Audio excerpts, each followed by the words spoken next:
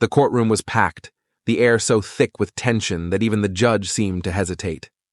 Then, from the silence, a single sound, the creak of a chair. All eyes locked onto the boy, 12 years old, silent for weeks, a ghost in his own trial. His mother's tearful pleas, ignored. His lawyer's desperate whispers, unanswered. The cops, the press, the entire legal system, waiting, watching, wondering why this kid wouldn't speak. And then, he did. His voice, dry and raspy, cut through the heavy silence like a blade. "I didn't do it." The room froze. Jurors stiffened. Pens hovered midair. The judge's grip tightened on the gavel. "But I know who did." Gasps. Papers rustled. A chair scraped against the floor. But before anyone could react, before the shock could even settle, he added one more thing. "And they're sitting right here in this courtroom." Boom. The courtroom exploded into chaos. The judge slammed the gavel, shouting for order, but it was too late. The case had just taken a turn no one saw coming. If this story's already pulling you in, and trust me, it's only getting wilder, please hit that subscribe button. It means the world to us. Ethan's journey is one we're uncovering together, and every single one of you joining us keeps this going. Don't miss what's coming. Subscribe now, because this kid's about to shake everything up. The courtroom's so still, you can hear the clock ticking on the wall, every single person locked on this wiry little kid named Ethan. He's got messy brown hair, a faded hoodie, and eyes that look like they've seen way too much for someone his age. For weeks, this boy's been a brick wall. His mom's tried everything. Tears, hugs, even yelling. Nothing. Teachers at school? They'd corner him in the halls, asking why he stopped talking after that day, but he'd just stare right through them.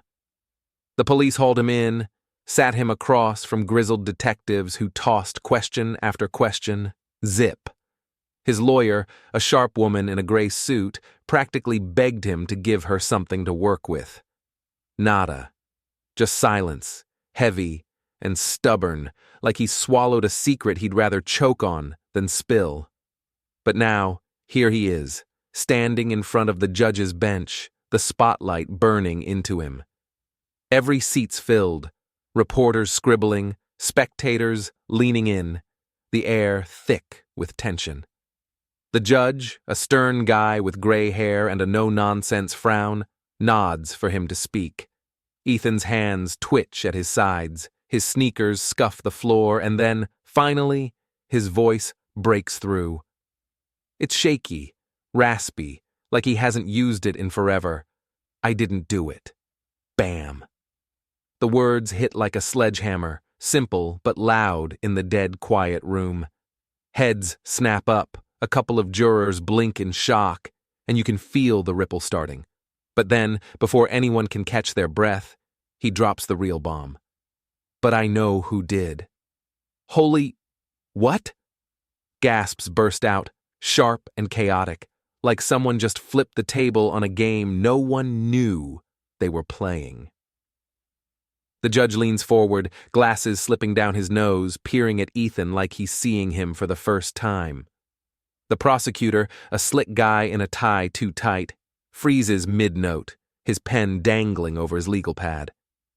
Ethan's lawyer lets out a tiny yelp as her pen slips from her hand, clattering onto the hardwood floor. Clack, clack, clack. Whispers erupt like wildfire. Did he just... who's he talking about? Until the judge slams his gavel down, boom, shouting, "Order! We're taking a recess!" Ethan slumps back into his chair, his face blank again, lips locked tight like nothing ever happened. The room's buzzing now, people craning their necks to get a look at him, but he's gone back to being a statue. And all I can think is, how does he know? Is he protecting someone? Maybe a friend, a family member, or someone scarier? What happened that made him clam up for weeks, only to crack open now, in front of everyone? Whatever he's hiding, it's big, and I've got a feeling this is just the start. 3 months before Ethan's courtroom bombshell, The air in Brookdale smells like wet leaves and chimney smoke. That crisp, late autumn vibe settling over the town. It's a sleepy little place. Think picket fences, a diner where old guys sip coffee all day, and a park that's half overgrown, half forgotten. Ethan's trudging home after school, his beat-up sneakers crunching through a carpet of red and gold. He's 12, skinny, with a mop of brown hair that always falls into his eyes. He lives with his mom, Jenna, in a tiny house with peeling paint. She's a nurse, always gone, working doubles at the hospital ever since his dad's heart gave out 2 winters ago, leaving them with a stack of bills and a quiet that never quite lifts. Ethan's got his backpack slung lazy over one shoulder, humming some random tune, maybe something he heard in math class, lost in his own head as the sun dips low, streaking the sky with burnt orange. He cuts through the park like always, taking the shortcut past the old fountain. It's this crumbling thing. Gray stone chipped from years of kids climbing it, moss creeping up the sides, water long drained out. Most days, it's just him and the wind rustling the trees. But today, something's off. He hears it first, voices, low and jagged, cutting through the stillness like a knife through cloth. Ethan slows, his humming dying in his throat. Around the bend, near the fountain, 2 guys are squared off. One's wiry, jittery, pacing back and forth like he's itching for a fight. Dark jacket, hood up, hands flexing. The other's bigger, stocky, with a buzz cut and a voice that's all gravel, shaking as he talks. Ethan can't catch every word, but it's heated. Something about money, a deal, you owe me. Then, crash, a bottle smashes against the fountain's edge, glass spraying everywhere, glinting in the fading light. Ethan's stomach drops. The wiry guy steps closer, and that's when Ethan sees it. A flash of something shiny in his hand. A knife, small but wicked sharp, catching the last rays of sun as he jabs it toward the stocky guy. "I told you to stay out of this," he snarls, his voice low and mean, like a dog about to bite. The stocky guy stumbles back, hands up, his face pale. Ethan can see the sweat on his forehead even from here. "I didn't mean to. Look, I'll fix it," he stammers. But the wiry guy's not having it, shaking his head, the blade twitching in his grip. Ethan's heart's hammering now, loud in his ears. He doesn't know what this is, a robbery, a fight gone bad, something darker. But it's wrong, dangerous. His palms sweat, his breath catches. He needs to get out of here. He takes a step back, slow, trying to melt into the shadows of the trees. But then, snap, a stupid twig cracks under his sneaker, loud as a firecracker in the quiet. The wiry guy's head whips around, eyes narrowing. "Who's there?" he barks, voice sharp enough to cut. Ethan doesn't wait to find out if they saw him. He bolts. Legs pumping, he tears through the park, branches snagging at his hoodie, his backpack slamming against his spine. He dodges a fallen log, ducks under a low limb, the cold air searing his lungs. Those voices fade, swallowed by the wind, but he keeps running, past the playground, through the gate, all the way to his street. He bursts into his house, slams the door, fumbles the lock with shaky hands, and slides down against it, gasping. The place is dark, empty. Mom's still at the hospital, won't be home till late. He sits there, knees pulled tight to his chest, the silence of the house pressing in. His mind's racing. That knife, the glass exploding, the way that guy's voice dripped with threat. Should he tell someone? The cops? His mom? But what does he even say? "I saw 2 guys fighting in the park. No proof, no names, just a kid's word against the world. And what if they did see him? His blue hoodie, his messy hair. What if they know where he lives?" He hugs his legs harder, staring at the scuffed floorboards. Maybe if he just keeps his mouth shut, pretends he was never there, it'll all fade away.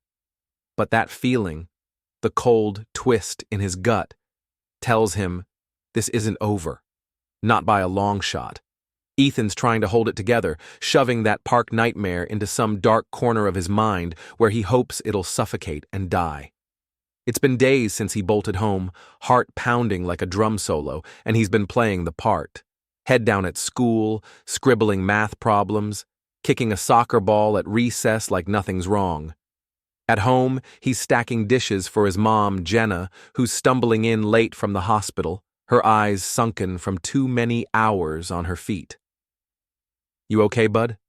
she asks one night, ruffling his hair, and he forces a grin, mumbles, "Yeah, just tired," while his insides churn. He wants to be normal, to forget the glint of that knife, the smash of glass, those voices growling in the dusk. But it's like a splinter under his skin. He can't dig it out. Then the news drops like a brick through a window. It's a Thursday, gray and dreary, and Ethan's slumped on the couch, flipping channels while his mom's at work. The local station cuts in, breaking story. A guy found sprawled out in Brookdale Park, unconscious, blood pooling under him, beaten within an inch of his life. The reporter's voice is all serious, but Ethan's not hearing her anymore. The grainy photo flashes on screen, buzz cut, broad shoulders, and Ethan's stomach lurches. It's him. The stocky guy from the fountain, the one with his hands up, begging. Ethan's hands go clammy, the remote slipping onto the cushion. He should have said something, called 911, told someone. What if he'd stopped this? The guilt claws at him, sharp and cold, mixing with a fear that's starting to feel like a second skin. Did that wiry guy finish what he started? And where's he now? By Friday, Ethan can't keep it in anymore. It's eating him alive. After school, he bikes over to Tyler's place, his best friend since they were 6, the only guy he'd trust with something this messed up. They're in Tyler's garage, surrounded by junk, old skateboards, a busted lawnmower, a workbench piled with tools. Tyler's messing with a bike chain, grease smudged on his cheek. When Ethan blurts it out, voice barely above a whisper. "I saw something that day in the park. 2 guys fighting. And now, that dude on the news? It's one of them." Tyler's head snaps up, eyes bugging out. "Wait, what? You're sure it's the same guy?" Ethan nods, picking at a loose thread on his jeans, his leg bouncing. "Yeah. There was this other dude with a knife yelling at him. I ran. Didn't think it'd turn into this." Tyler drops the wrench he's holding, clang, and leans in, voice low. "Dude, you've got to tell someone, like the cops. That guy almost died." Ethan's head jerks up, panic flashing in his eyes. What if they don't believe me? I didn't even see the whole thing, just bits. No proof. And what if that other guy finds out? The one with the knife? What if he knows I was there? His voice cracks, and he hugs his arms around himself like he's trying to shrink away. Tyler frowns, thinking hard, then says, "Okay, keep it vague. Say you heard a fight, saw some dude get threatened. Don't say you saw the knife guy's face, just enough to help without painting a target on you." Ethan stares at the concrete floor, the words tumbling around in his head. It sounds smart, but his gut's screaming no. Too risky. Too exposed. "I don't know, man," he mutters. I can't." Monday rolls around, and Ethan's dragging himself through school, the weight of it all pressing heavier every day. He's in the hall, stuffing books in his locker, when he spots them. 2 cops, tall and grim, striding past with their radios crackling. They head straight for the principal's office, the door shutting behind them with a dull thud. Ethan's breath catches, his locker slamming shut louder than he means it to. Did someone see him that day? A jogger? A kid on a bike? Did those guys figure out who he was? His palms are sweating, his mind racing. Every creak of the floor sounds like someone coming for him. That night, Jenna's home early for once, stirring spaghetti in the kitchen, and she catches him zoned out at the table. "Ethan, what's going on with you? You've been off for days," she says, worry creasing her forehead. He shrugs, poking at his plate. "Just school stuff," he lies, but his voice is thin, unconvincing. She doesn't push, just watches him, and he knows she's not buying it. The guilt's a boulder now, crushing him slow, guilt for running, for staying quiet, for letting that guy bleed out in the park. The fear's worse, though. Every shadow outside his window, every car slowing on their street, it's that wiry guy with the knife hunting him down. Ethan curls up in bed that night, blankets pulled tight, staring at the ceiling. He's stuck, trapped between spilling it all and burying it deeper. But those cops at school, that's a crack in the dam. Something's coming, and he can feel it closing in. A week later, Ethan's world starts caving in, fast and ugly. It's like someone kicked over a beehive. His name's out there, buzzing through Brookdale like wildfire. Someone, somewhere, let it slip that he's a witness, and now the quiet life he's been clinging to is gone. At school, it's a nightmare. Kids he's known forever are staring, whispering behind their hands. "That's the kid who saw it," they hiss in the lunch line, eyes darting like he's some kind of freak show. Strangers show up at the house, reporters with notepads, nosy neighbors pretending they're just checking in, banging on the door while Ethan hides in his room, peeking through the blinds. Jenna's losing it. She storms around the kitchen, slamming pots, yelling into the phone at the police. "How the hell did this happen? You were supposed to protect him." Her voice shakes with fury and fear, and Ethan feels it like a punch. He's the reason she's unraveling. The cops nab a guy, Harold Grimes, a wiry creep with a rap sheet for petty theft. The kind of dude who'd steal your lawnmower and sell it for beer money. They say he's the one who beat that stocky guy half to death in the park, left him bleeding by the fountain. Ethan sees his mugshot on the news. Hooded eyes, sharp jaw, and his blood runs cold. It's him, the knife guy, no doubt. But Grimes? He's screaming he's innocent, swearing up and down Ethan's making it all up, his sleazy lawyers on TV, smirking, saying they'll drag Ethan into court, make him testify, poke holes in every word he says. That's when Ethan locks up tighter than ever. No talking, not a peep. Not to Jenna, who's begging him to tell her what's wrong, her hands trembling as she grips his shoulders. Not to Tyler, who keeps texting, "Dude, you okay?" Nothing. His voice is gone, buried under a pile of dread so heavy he can barely breathe. One wrong word, and he's terrified he'll shatter. Spill everything and make it worse. Then the cops show up at the house. Officer Martin, a big guy with a buzz cut and a clipboard, and Officer Blake, younger, fidgety, with a notepad that's already half full. It's a Tuesday night, rain drumming on the roof, and Jenna lets them in, her jaw tight. They sit Ethan down on the couch, the springs creaking under him, and start easy. "Hey, kid," Martin says, voice calm but firm. "We're just piecing things together. Seen anything weird in the park lately?" Ethan shrugs, stares at his sneakers, scuffed, mud-stained from that day. "Not really," he mumbles, keeping it vague, his words flat and lifeless. Blake leans in, tapping his pen. "You sure?" "People say you were around there. Maybe heard a fight?" Ethan's eyes flick up, then away. "I don't know. Maybe." His heart's racing, palms slick, but he clamps his mouth shut after that, letting silence fill the gaps. Martin and Blake exchange a look. They know he's holding back, can smell it like smoke in the air. Martin tries again, softer this time.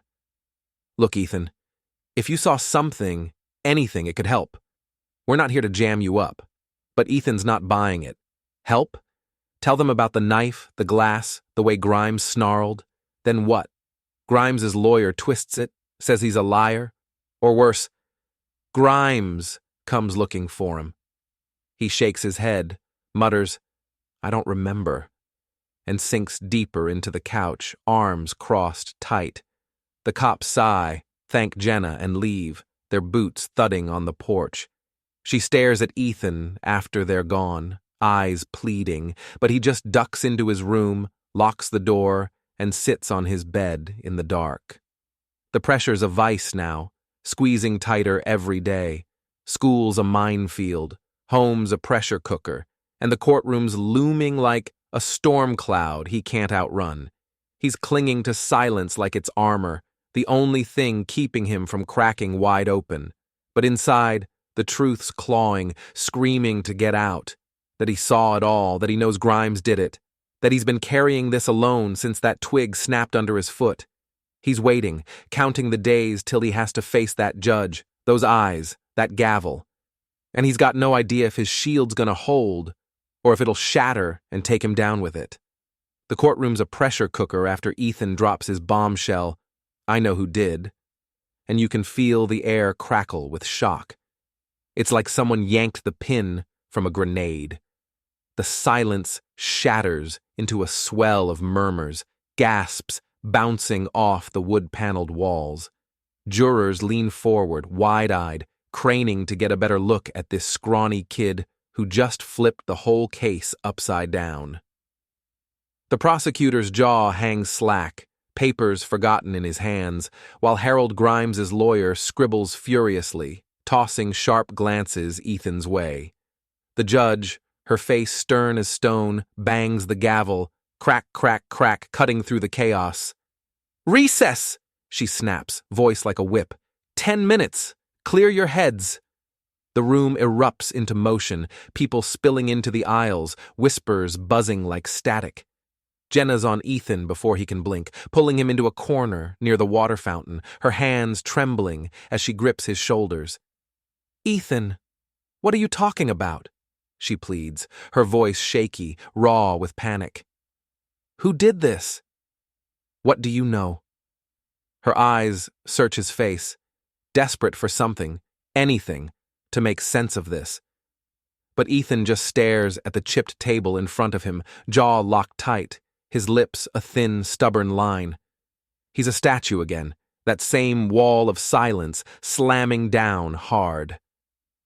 Across the room, Harold Grimes slouches in his orange jumpsuit, wiry frame hunched, his tired eyes flicking toward Ethan. They're unreadable, cold, maybe scared, maybe something darker, while his lawyer mutters in his ear, pen flying over a yellow legal pad.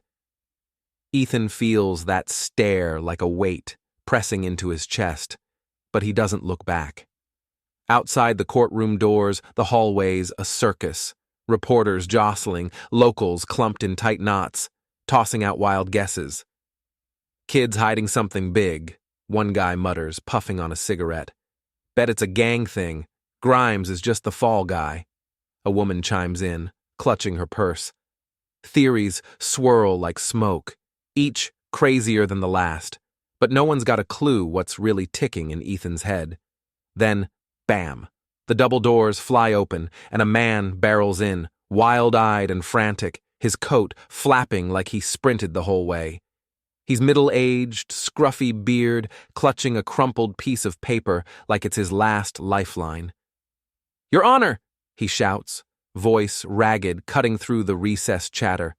"I need to speak with you. It's urgent!" Heads whip around, the crowd parting as he stumbles forward, breathless. The judge, halfway to her chambers, freezes mid-step, her frown deepening into something hard and unyielding. She strides back, snatches the paper from his shaking hand, and scans it fast, her eyes darting over the lines, narrowing with every word. The room hushes, every breath held as her face shifts. Shock, then steel. She folds the paper, tucks it under her arm, and turns to the bailiff. "We're taking another recess," she declares, voice clipped and final. "Court resumes in 1 hour, everyone out." The gavel slams down, boom, and the place erupts again, louder this time, a tidal wave of confusion and questions. Ethan's heart's thudding so hard he can feel it in his throat. his palms slick with sweat. Who's this guy? Some random nut? A cop? Someone tied to Grimes?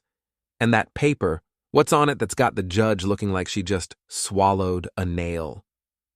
Jenna's still beside him, her hand clamping his tight enough to bruise, her whisper frantic in his ear. "Ethan, what's happening? Talk to me, please." Her voice cracks, fear bleeding through, but he can't look at her, can't answer. His eyes are glued to the floor, mind racing, spinning out 100 what-ifs. That man, that paper. It's a curveball he didn't see coming, and it's shaking the flimsy shield he's been hiding behind. The storm he's been dodging for months, the one he thought he could outlast with silence, is crashing in now, full force. The whispers, the stares, Grimes's glare, that mystery guy, it's all closing around him like a noose, and he's got nowhere left to run. Whatever's on that paper, it's about to blow this wide open, and Ethan's not sure he's ready for the fallout. It's late, the kind of dark that presses against the windows, when Ethan's lying in bed, staring at the ceiling, the courtroom chaos still echoing in his head.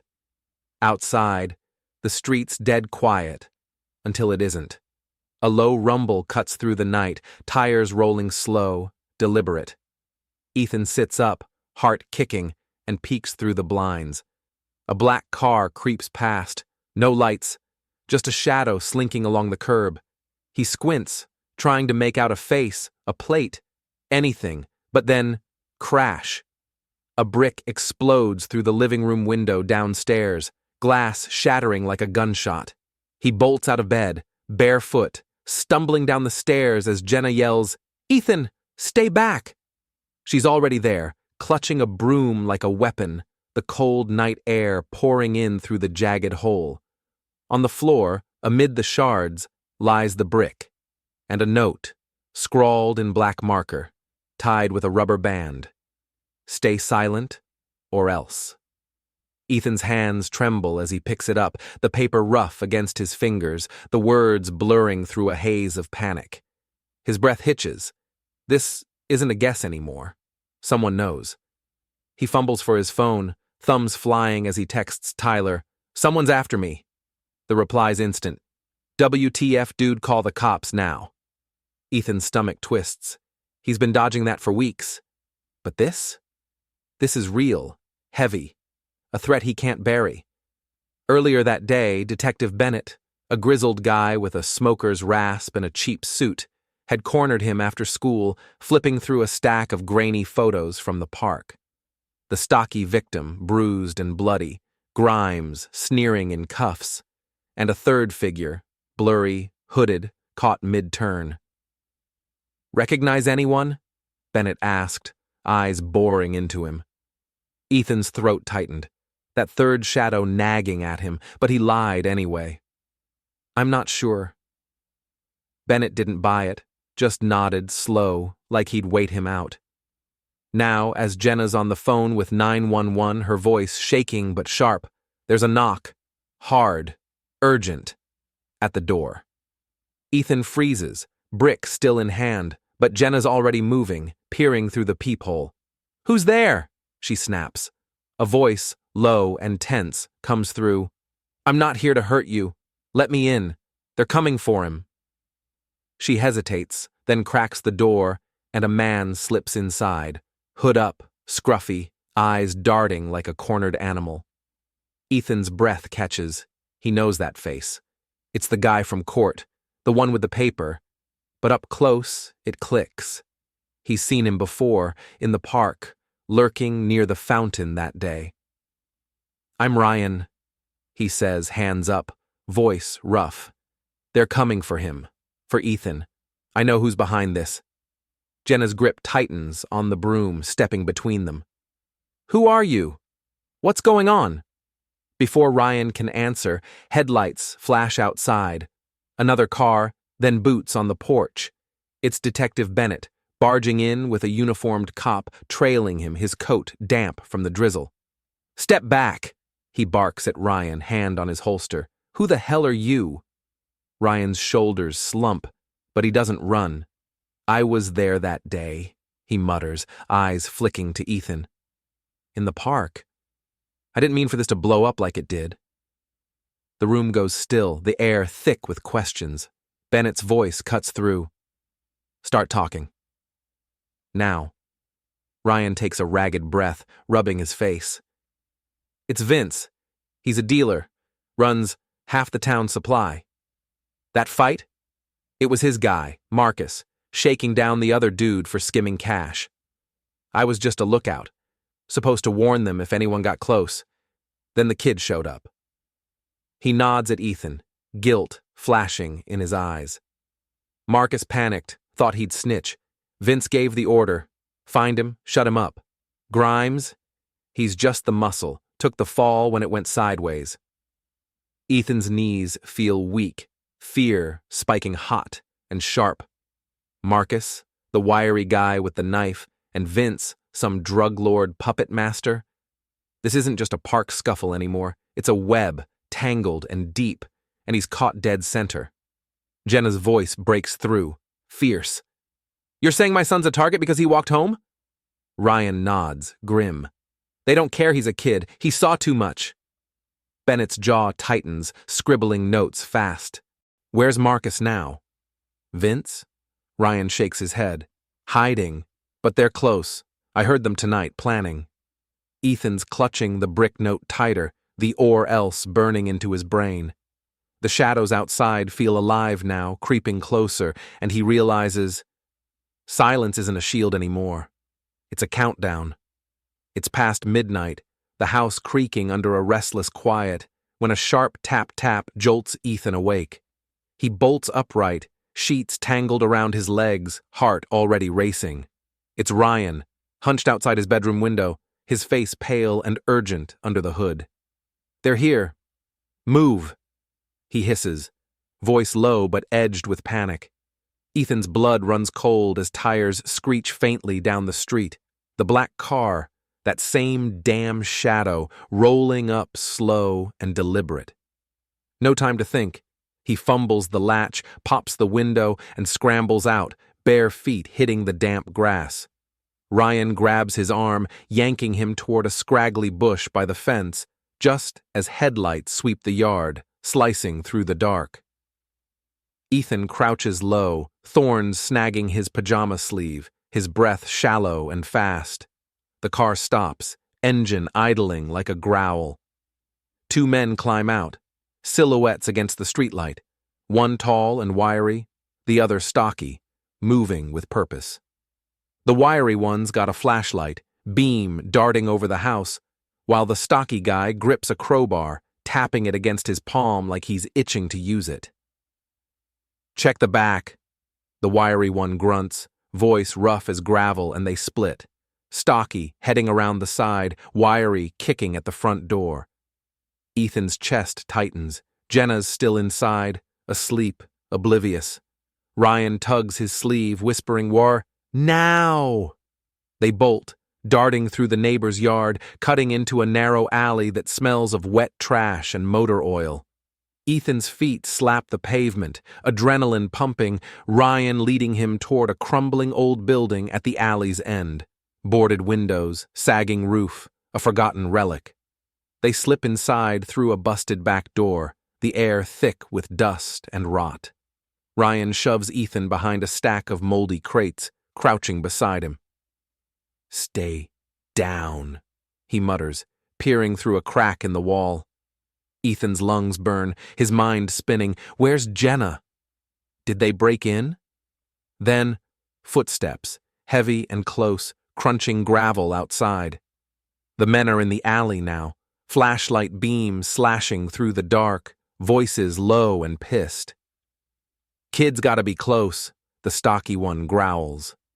A crash upstairs, glass shattering, a window giving way, makes Ethan flinch. They're inside, trapped. The stairs groan under boots, slow and deliberate, hunting. Ryan's hand tightens on Ethan's shoulder, his eyes wide, calculating. The crates won't hide them long. The beams already flickering closer, shadows stretching across the peeling walls. Then they're there, Wiry guy in front, flashlight blinding, stocky one behind, crowbar gleaming in the dim light. "Found you," Wiry snarls, stepping forward, voice dripping with menace. "It's over, kid." He raises the crowbar, arm cocked back, and Ethan freezes, time slowing, his whole body screaming to run, but nowhere to go.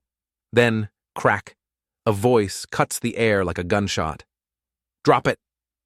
Now. It's Bennett, bursting through the door, gun drawn, his silhouette haloed by flashing red and blue lights spilling in from outside. The wiry guy hesitates, crowbar hovering, but Bennett's not playing. Another cop storms in, shouting, "Hands up!" The men curse, weapons clattering to the floor, and in seconds they're face down, wrists cuffed, dragged out kicking and spitting. Ethan's knees buckle, relief crashing over him as he slumps against the crates. Bennett holsters his gun, wiping sweat from his brow, and shoots Ethan a crooked smirk. "You didn't hang up earlier, I heard it all. Tracked your phone when Ryan started talking." Ethan blinks, dazed, his shaky 911 call from the brick incident. He'd forgotten to end it, left it running in his pocket. Bennett claps his shoulder, firm but not rough. "Good thing you're lousy with tech, kid." Outside, sirens wail as the men are shoved into a squad car, their glares cutting through the glass. Ryan sinks against the wall, head in his hands, muttering, "I just wanted to fix this. Get him out of it." His voice cracks, exhaustion bleeding through. Ethan stares at him, then at the busted door, the night air rushing in. The chase is over, but the weight of it all? That's still sinking in. The dust settles fast after that wild night. Those two thugs are locked up tight, cuffs clanking as they're hauled off to holding cells. Ryan's sitting with the cops now, spilling everything he knows about Vince, the big-shot drug boss pulling strings from the shadows. Detective Bennett's in his element, pacing the station, barking orders, a glint in his eye like a hunter closing in on prey. "We've got enough to nail him," he tells Ethan, leaning against the squad car as the sun peeks over the horizon, painting Brookdale in soft gold. "You're safe now, kid. You did good." His voice is gruff but steady, and for the first time in months, Ethan feels the knot in his chest loosen, just a little. Jenna's there in a heartbeat, yanking him into a hug so tight he can barely breathe, her tears soaking his hoodie. "I was so scared," she whispers, voice breaking. But she's smiling through it, holding him like she'll never let go. Back at school, the air's different. No more whispers slicing through the halls, no more eyes boring into him like he's a puzzle to crack. Kids he barely knows nod as he passes, a quiet respect in their glances, like he's earned a badge no one can see. Tyler's waiting by their lockers, grinning wide, throwing him a thumbs up. "Dude, you're a legend," he says, punching Ethan's arm light enough to not sting. It feels good. Normal, even, like he's clawing his way back to the kid he used to be. Later in history class, Mr. Hargrove calls him over after the bell. Ethan's stomach flips. He'd spent weeks eyeing the teacher, that blurry third figure from Bennett's photos nagging at him, wondering if Hargrove's stern face hid something darker. But now, Hargrove's voice is warm, his gray eyes soft. "You were brave, Ethan," he says, clapping a hand on his shoulder. Not many would have stood up like that. Ethan manages a small smile, the doubts melting away. Maybe he'd been wrong, chasing ghosts in his own fear. The secrets that choked him, the brick, the chase, the sleepless nights, they're fading now, like smoke curling up into a clear sky. He walks home that day, backpack light on his shoulders, the crisp air filling his lungs, without that old, crushing weight. The truth didn't just save him, it set him free, cutting through the dark like a blade. And as he kicks a pebble down the sidewalk, he gets it. Even when the world's closing in, when fears got you by the throat, speaking up, no matter how hard, can light the way out. For the first time in forever, Ethan feels the quiet not as a trap, but as peace.